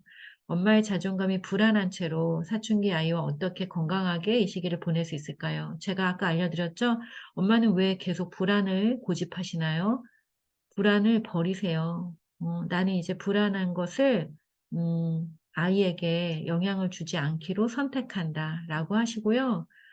불안을 해결할 수 있는 방법을 적극적으로 강구하셔서 도움을 받으시든지 또 내 삶의 규모에 맞게 지금 내 삶이 어떤지 구체적으로 이렇게 시각화해서 다 그리시고 써서 어떤 부분에서 도움이 필요한지 어떤 부분을 개선할 수 있는지 하세요. 엄마는 좀 전에 이 문장이 도움이 되셨으면 좋겠어요. 하실 수 있습니다. 자녀를 걱정하시는 거 맞죠? 그렇다면 자녀를 걱정하기 이전에 나를 건강하게 만드시고 그리고 자녀를 도우세요. 좋은 부모가 되셔서. 그게 답이에요. 주 양육자의 자존감이 아이에게 얼마나 영향을 주는지 엄청난 영향을 줍니다. 그리고 자존감은 살면서 높아지기도 하고 낮아진다는데 주 양육장의 모친이 네, 비슷한 거죠? 네. 자라온 환경. 여러분, 자라온 환경은 지난 일이잖아요. 내가 어렸을 때 먹은 수박이 지금 나한테 영향을 줘. 이렇게 얘기하는 거랑 똑같죠. 물론 수박을 먹어서 내가 살이 찌기도 하고 뭐 내 세포 안에 뭐가 들어가 있을 수도 있지만 자라온 환경은 지나온 거잖아요. 예, 그리고 자라오면서 겪은 크고 작은 일도 지나온 거잖아요. 지나온 일을 계속해서 내가 의미를 두고 그것을 중요하고 소중한 일이라고 생각하고 있다면 그것은 아마도 내 안에 큰 억울함, 분노가 자리 잡고 있기 때문일 거예요. 용서하기 작업을 정말 많이 하셔야 될 것 같아요. 용서하기를 많이 하세요. 그리고 무엇보다 자기 자신을 용서하세요. 왜 그토록 오랫동안 다른 타인의 잘못된 것들 때문에 또는 어려웠던 그 환경 때문에 음 자기를 괴롭히고 있는지 또 나를 괴롭게 하고 있는지 다른 사람에 대한 원망과 분노가 있다면 그것도 용서하시고 그 원망과 분노로 인해 나 스스로를 힘들게 하고 있는 것이니 그것에 대해 용서를 비셔야 될 것 같아요. 내가 나를 건강하게 돌보지 못한 것에 대해서 우리는 충분히 자기 자신에게도 용서를 빌어야 합니다. 낮은 자존감으로 고통받으며 살았기에 회복하고자 노력하였으나 네 그러니까요. 이것은 왜 안 되냐면 억울하고 분해서 그래요. 그걸 인정하셔야 돼요. '내가 억울하구나. 내가 분하구나.' 스팽키처럼 막 욕을 해야 돼요. 이를 갈고 주먹을 불끈 쥐고. 근데 찾아가서 하지 마시고 종이에다 하세요. 노래방에 가서 하시고 기도를 하신다면 기도원 같은 데 가서 통곡하고 울면서 하시고 나는 온유하고 착한 사람이라서 그런 분노는 할 수 없어. 근데 지금 몸으로 분노를 하고 있는 거예요, 삶으로. 이게 삶으로 분노하고 있는 거니까요. 그거를 내려놓는 방법은 '내가 억울하구나. 분하구나. 내 안에 분노가 있구나.'를 인정하는 것 밖에 없습니다. 그래서 스핑키처럼 그렇게 정직하게 내 감정을 드러내는 작업을 하시면 많은 부분에서 평화가 회복되실 거예요. 그리고 자존감을 회복하는 방법, 나 자신에게 대화하는 건데요. 이거 대화가 안 되는 거잖아요. 지금 내 고통을 왜 내가 안 받아주나요? 고통스러워도 돼요. 우리는 고통스러워도 됩니다. 욕해도 되고요. 자, 피해의식에 가득 찬 사람의 자존감을 높이는 방법. 피해의식이 가득하면요, 이분이 피해를 받은 거잖아요. 어쨌든. 스스로 피해를 받았다고 느끼는 거잖아요. 그러면 그 피해 입은 것에 대해서 인정해 드려야죠. 특히 중년이나 노년이라면 "그렇게 힘들고 어려운 삶을 어떻게 살아내셨어요. 정말 대단하십니다." 이거를 100 번, 1000 번, 10,000 번 그분이 흐뭇해질 때까지. 그리고 그분도 피해 의식에 대한 그 대상을 용서해야죠. 그 분노를 털어놓을 수 있도록 자기만의 방법 안에서. 그렇게 해야죠. 그리고 피해의식 "당신은 피해의식이 있어."라고 말하는 나를 또 돌아보셔야 될 것 같아요. 어떤 사람이 이런 상황이라면 우리는 돌보는 자로서 "당신이 피해의식이 있어."라고 보이면 안 돼요. 우리가 높은 의식이 되고 계속 마음을 계속 이렇게 돌보다 보면은 피해의식을 갖고 있는 사람이 안 됐죠. 불쌍하죠. 연민이 생기죠. 그래서 그냥 칭찬해 줘야죠 계속. 음. "되게 고생하셨네요. 얼마나 힘드셨을까요?" 이렇게. 그리고 정말 구체적으로 풀어낼 수 있는 방법들로 도와야죠. 마음성장학교 코칭에는 그런 거 도울 수 있는 방법들이 있어요. 아까 심화 과정까지 다 이렇게 안내를 해 드렸죠. 그다음에 사춘기 아이의 건강한 자존감을 잘 만들어 주기 위해 사춘기 이전에 네 아까 아기 때부터 부모가 존재의 칭찬, 존재의 언어. "사랑한다. 너랑 같이 산책하니까 엄마 너무 행복해. 우리 딸이 있어서 참 좋아." 이런 말들을 계속 들으면 아이가 회복 탄력성이 있고 언제나 든든하고 안전한 지원군이 있기 때문에 건강하게 잘 자라겠죠. 네. 일남 이녀 자녀를 두었어요. 그런데 딸들 키울 때는 이런 대화가 자연스러웠는데 아들은 뭐랄까 안 들으려고 하는 건지 듣고 싶지 않은 건지 "네, 네. 난 걱정 마세요." 네. 이거 다 됐잖아요. 걱정 마세요라고 하면은 걱정 안 하면 돼요. 음. 말을 안 하고 싶어 하면 말을 안 하고 싶구나 하면 돼요. 귀찮아하면 귀찮아하는구나 하면 돼요. 중학교 2학년 아들이 엄마와 누나와 얘기하고 싶어 하는 것도 웃기는 거예요. 그래서 물론 그런 아이도 있죠. 근데 얘기 안 하고 싶은 것도 지극히 정상이에요. 그래서 안 듣고 싶은 것도 정상. "네네. 걱정 마세요." 하면은 최고다. 우리 아들 최고다. 혼자서 이런 거 다 이제 엄마 걱정이 없구나." 네 최고예요. 걱정하지 마세요. 귀찮아해도 돼요 걔도. 그리고 엄마도 자꾸 친해지려고 안 해도 괜찮아요. 그냥 멀리서 이제 바라봄을 하셔야 될 시기예요, 중학교 2 학년이면. '내가 이렇게 바라보기만 해도 다 자라네.' 이렇게. 자 사춘기 15살 아들이 친구가 없어요. 자 이게 이런 경우에는 아들에게 물어봐서 "너는 친구가 없는 게 엄마가 넌 친구가 없어서 좀 걱정인데 넌 어때?" 물어봐야죠. 근데 친구가 한 명도 없으면 좀 진짜 걱정인데요. 한 두 명 정도 이렇게 절친이 있다면 그거는 쪼끔 조금이 아니라 그건 그냥 안심해도 돼요. 사람은 많은 친구와 어울리기 좋아하는 사람이 있는 반면에 정말 소수의 정해진 사람하고만 친한 사람이 있거든요. 저 같은 경우도 그래요. 저는 사람을 많이 만나는 것 같지만 저는 아주 소수의 사람들하고 소통하고 그렇게 사람들을 많이 만나지는 않아요. 물론 우리 마음성장학교 오신 분들을 다 깊이 만나고 있지만 사람들을 그렇게 막 만나고 찾아다니고 인맥을 만들고 막 친구를 만들고 이런 걸 좋아하지 않습니다. 그래서 그게 꼭 문제라고 생각되지 않아요. 근데 지금 친구가 정말 하나도 없는지 아니면은 한두 명의 친한 친구가 있는지 그거는 좀 궁금하네요. 음. 그리고 인제 정말 힘들다 답이 없으면 이게 우리가 문제라고 생각해서 물어볼 때 아이들이 답을 못할 수도 있어요. 근데 그냥 "엄마는 어렸을 때 친구가 되게 소중했고 친구랑 이런 거, 이런 거 할 수 있어서 참 좋았는데 네가 친구랑 어울리는 시간이 좀 작은 것 같아서 좀 걱정돼. 너는 좀 어때?" 그러면 아이가 "나도 좀 친구 사귀고 싶어." 이럴 수도 있고 아니면 "난 혼자 있는 게 좋은데." 이럴 수도 있을 것 같아요. 그래서 진지하게 한번 문제라고 생각하지 마시고 친구가 없어도 문제가 아닙니다. 그러니까 문제라고 생각하지 마시고 대화를 시도하면 훨씬 더 좋은 대화가 되실 것 같아요. 몇 번을 말해야 행동으로 옮기는 아들을 어떻게 할 거예요? 이거 엄마가 잘못하고 있는 거예요. 네. 왜요? 왜 몇 번을 말해야 누군가한테 막 3 번, 4번 말하는데 그 사람이 잘 안 해요. 뭐 그 사람이 하고 싶지 않다라는 거 우리가 단번에 알잖아요. 그런데 내 자녀라고 해서 내가 계속 강요를 해서 시켜야 된다는 건 좀 잘못된 생각이에요. 그래서 한 번 물어봤 한 번 했는데 안 해. 그 두 번까지는 할 수 있는데 두 번 해도 안 해. 그때 물어봐야죠. "이거 왜 안 하는 거야?" "하고 싶지 않은 거야?" "오케이. 그럼 하지 마." 이러든지 "어떻게 하면 할 수 있어?" 이렇게 물어보든지. 아들은요 안 할 수 있는 자유가 있어요. 모든 존재는 온전하고 스스로 할 수 있어요. 그러니까 음 너가 안 하고 싶은 것도 안 할 수 있죠. 엄마가 시킨다고 다 해야 되는 게 아니랍니다. 예. 그다음에 거짓말을 자주 하는 아이가 그래서 거짓말을 하게 돼요. 자꾸 엄마가 몇 번씩 말을 하고 하니까 거짓말을 할 수밖에 없는 상황이 되는 거예요. 어떤 것도 이렇게 수용이 되고 대화가 가능해지고 "나 엄마 나 그건 하고 싶지 않아." 너 그거 하고 싶지 않아? 오케이. 그러면 어떻게 하면 좋지?" 이런 대화가 가능해지면 아이들이 거짓말을 안 하죠. 거짓말할 필요가 없으니까. 예. 생각해 보세요. 다음에 또 얘기해요. 자, 상처 입은 내면 아이가 가지고 있는 상처와 왜곡된 생각과 비난이 계속 자존감에 영향을 미치고 있다는 생각. 이거 아까 얘기했죠.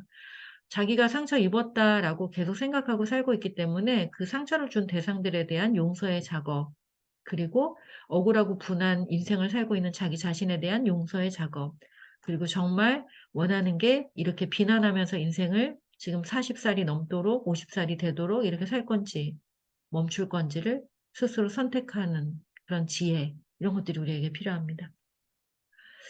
자녀들의 자존감을 높이기 위한 구체적인 방법. 네, 구체적인 방법은 자녀마다 다 다르겠지만 오늘 아주 본질적인 걸 얘기했어요. 자녀의 어떤 존재에 대한 인정, 칭찬, 그리고 문제가 있는 상황이라고 보여지더라도 문제는 아이들의 성장에서 계속 일어나요. 그 문제 상황을 해결하면서 아이들이 크는 거기 때문에 지금 이게 문제 상황이 발생됐을 때는 더 깊이 아이와 더 깊은 관계를 만들 수 있는 기회, 그리고 새로운 걸 배울 수 있는 기회라고 생각하셔서 문제를 너무 문제 삼지 않으시면 아이들이 자존감이 살아가는 모든 순간에서 잘할 수 있어요. 존재 경청을 하시면서 '그 문제를 어떻게 해결할 수 있을까? 우리가 어떻게 해결할 수 있을까?' 이렇게 하시면 돼요. 자, 자존감을 키워주기 위한 어 중3 아이를 공감하고 격려해야 할까요? 예, 이거는 답이 되셨을까요? 중3 아이는 요건 얘기해야 되겠네요. 중3 아이한테 자꾸 어린아이 대하듯이 "오 잘한다. 멋지다." 이러면 애들이 되게 싫어해요. 예, 그냥 바라봄. 흐뭇하게 우리 아들 저타구나 하고 흐뭇하게 바라보고 용돈을 좀 잘 챙겨 주세요. 용돈을 잘 제때제때 정확하게. 서로 간에 합의한 용돈을 어기지 않고 잘 챙겨 주시면 아이가 예, 되게 자존감 자라요. 네. 근데 막 애기처럼 이렇게 대하면 애들이 되게 싫어합니다. 자, 공격적이고 엄마 말을 듣지 않는 아이. 예, 아이가 공격적으로 되는 데는 이유가 있었어요. 그래서 아이하고 진지하게 얘기하셔야 돼요. 이제 그 패턴을 끊기 위해서 아이를 마주보면서 친절하게. 네가 엄마한테 이렇게 하기까지는 얼마나 엄마가 얘기를 안 들어준 시간이 있었다라고 느끼신다면 그것도 솔직하게 얘기하시고, 아니면은 이유를 모르겠다 그럴 때는 네가 이렇게 할 때 엄마가 많이 힘들고 마음이 아파. 그래서 이럴 때는 이렇게 하면 좋겠어라고 구체적인 방법을 알려주셔야 돼요. 그리고 또 공격적으로 할 때는 반응하지 않고 무반응을 함으로 인해서 아이에게 그게 전혀 소용이 없다라는 거를 알려주셔야 되죠. 그리고 어 무조건적인 존중을 아주 오랫동안 실천하셔야 돼요. 오늘 엄마가 스핑키게 하는 그 방식, 그리고 그 사진, 그거를 가슴에 이렇게 새기고, 아이가 공격적이라도 나는 그 아이를 끝끝내 인정하고 존중하고 사랑하겠다. 그리고 좋은 패턴으로 이야기하는 거를 가르쳐 주겠다라는 거를 놓치지 않으시면 좋겠어요. 어 힘드시겠어요. 근데 괜찮아질 거예요. 엄마가 바라보고 마주보고 '우리 아이가 잘못된 게 아니다. 다만 뭔가 자기가 얘기하고 싶은 것들이 저런 방식으로 하고 있구나.'라는 거를 생각하시고 도와주세요. 정말 도와주시면 금방 좋아질 거예요. 자, 엄마의 자존감이 아이에게 전달되나요? 그죠? 전달되죠. 저희 어머니가 자존감이 낮았는데, 그러니까요. 여러분, 이거 이제 오늘 다 아셨죠? 엄마는 엄마다. 내가 엄마가 아니다. 이렇게 쓰세요. 나는 엄마가 아니다. 나는 엄마가 아니다. 여러분 엄마예요? 아니잖아요. 여러분 자신이잖아요. 나는 엄마가 아니다. 지금부터 나는 엄마가 아니다. 엄마는 엄마의 인생을 살고 나는 내 인생을 산다. 이렇게 쓰세요. 그리고 정말 살고 싶은 삶으로 살아가세요, 지금부터. 그게 방법이에요. 더 이상의 방법은 없습니다. 억울하고 분한 거는 풀어내시고요. 자, 아이의 모습 속에서 나의 단점들이 발견될 때, 예, 이게 자기를 사랑하지 않으니까, 여러분, 우리 다 단점이 있어요. 단점이 없는 사람이 어디 있습니까? 그러니까 이제 거울을 보시고 셀프 존재 경청하시면서 나의 단점들이 막 올라올 거예요. 그러면 어때? 나는 이런 단점이 있기도 하지만 그 모습도 괜찮아. 그렇게 자꾸 자기 셀프 대화를 하세요. 그러다 보면 자신의 단점도 이쁘게 느껴져요. 귀엽고 사랑스럽고. 그 우리 아이의 단점도 아무런 문제가 되지 않겠죠? 엄마가 엄마 스스로를 깊이 사랑할 때 이거 다 해결될 거라고, 예, 확신합니다. 음. 그리고 대물림 될 걸 뭘 그렇게 걱정하세요. 대물림 다 되죠. 우리의 유전자가 다 전해지고 삶의 방식이 전해지고 당연히 전해져요, 여러분. 뭐 걱정하지 마세요. 네. 어떤 삶은 좋은 거고 어떤 삶은 나쁜 거고 그렇지 않아요. 그냥 다 괜찮아요. 애들은 우리보다 진화돼서 살 거예요. 그런데 진짜 걱정된다면 진짜 고치세요. "나는 안 고치는데 넌 고쳐서 살아봐." 이러고 있는 거잖아요, 지금 몇 분이 계속. "난 안 고칠 거야. 난 우리 엄마가 이랬으니까 난 계속 투덜거리고 있을 거야. 그러니까 너는 잘 살아봐." 이러고 있잖아요. 제가 오늘 너무 막 함부로 말하나요? 근데 여러분 진짜 그래요. 그거밖에 없어요. 그래서 진짜 결정해야 돼요. 그리고 우리는 엄마가 아니에요. 우리는 언제든지 새롭게 살아갈 수 있어요, 바꿔서. 자존감이 바닥에 놓여져 있는 성인들의 자존감을 회복시킬 수 있는 방법. 네, 오늘 알려드린 방법이에요. 글 쓰고, 산책하고, 기도하고, 거울 보고, 자기에게 인정 칭찬하고, 깊은 내면의 대화를 나누시고, 자존감이 높은 건, 네, 정말 많은 장점이죠. 자존감이 높으면 삶이 정말 평안하고 즐겁고, 행복하고, 언제든지 다시 일어날 수 있고, 다른 사람과, 마음을 주고받고, 생각을 주고받고, 그리고, 무언가를 주고받을 때 아무런 꺼리낌이 없고, 도움이 필요할 때 "저 도와주세요." 이렇게 말할 수 있고요. 너무 좋죠. 여러분이 자존감을 높이는 거는 '어렵다.'라는 생각 자체를 오늘 버리세요. 여러분이 제 말을 듣고 자 손바닥을 위에 보게 아래 보게 할 수 있어요. '나는 저 사람의 말을 듣고 내가 이렇게 따라했어. 그랬더니 내 손바닥이 정말 뒤집어졌어. 그런데 나 혼자 있을 때도 내가 '나 손바닥 뒤집어야지.' 뒤집었어.' 똑같다니까요, 마음도. '나는 이제 엄마를 원망하지 않고 자존감이 높은 사람으로 살아갈 거야.'라고 결심하시고 지금부터 그렇게 살아가시면 되세요. 근데 오늘 하루 살았는데 내일 또 안 됐어. 그럼 내일 또 결심하세요. 그러면 이틀, 계속 3일, 그러면 나에게 새로운 어떤 마음들이 들어오고 새로운 삶의 방식들이 들어와요. 매일매일 결심하는 거예요. 저도 이게 매일매일 땅에 떨어지면 다시 주워 올리고 또 땅에 떨어지면 다시 주워 올리고 100번, 1000번 해서 그 원리를 알게 된 거죠. 여러분 근데 그게 원리예요. 100번, 1000번 바닥에 떨어진 걸 인식하고 다시 주워 올리세요. 원하는 방식으로. 아주 쉬운 거예요. 물론 과정은 있어요. 과정은. 그리고 고집이 세면 셀수록 더 오래 걸려요. 그러니까 할 수 있다. 하고 싶다. 그리고 할 거다. 라는 마음을 가지고 하세요. 병원에 갈 필요도 없고 그냥 혼자 할 수 있어요. 울면서 하세요. 울면서. 억울하고 분하면 억울하고 분하다 그러면서 할 수 있는 겁니다. 자, 여러분 채팅창에다가 오늘의 성찰을 꼭 남겨주세요. 꼭. 그래야 제가 여러분에게 더 도움이 되는 이야기들을 다음에 또 준비해서 할 수가 있어요. 이렇게 막 오늘 세게 얘기했잖아요. 이게 세게 얘기하기가 쉬운 게 아니에요. 정말 누군가를 돕고 싶어서 이렇게 세게 얘기했어요. 제가 우리 마음성장학교 온라인 우리 지금 연구원 수업이나 다른 수업에서도 이렇게는 얘기를 안 해요. 근데 지금 써주신 한 분 한 분의 그 고민들을 보니까 아, 이거 되게 긴급하고 빨리 해결해야지 좋은 것들이 많구나. 그래서 뭐 여러분과 저와는 깊은 관계가 아니니까 제가 얘기를 하는 게 그렇게 어, 어떻게 느껴질지 모르겠어요. 그렇지만 여러분이 저를 신뢰하시니까 또 어느 부분 신뢰하는 부분이 있으니까 이 시간에 함께 하겠죠.